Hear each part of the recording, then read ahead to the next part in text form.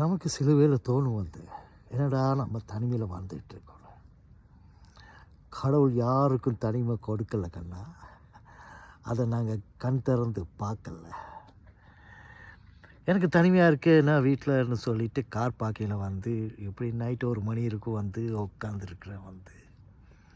இங்கேயே பாருங்கள் எத்தனை பேர் இருக்காங்கன்னு. எங்களுக்காக எத்தனை பேர் இருக்காங்க.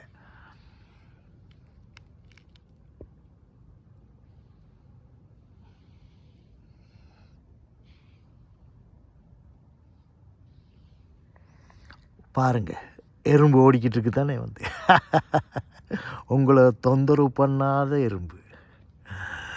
நீங்கள் தொந்தரவு உங்களுக்கு வேணும்னு நினச்சா அப்படியும் போகலாம் வந்து.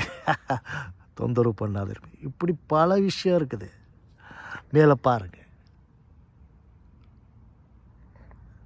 எத்தனை நட்சத்திரம் இருக்குது.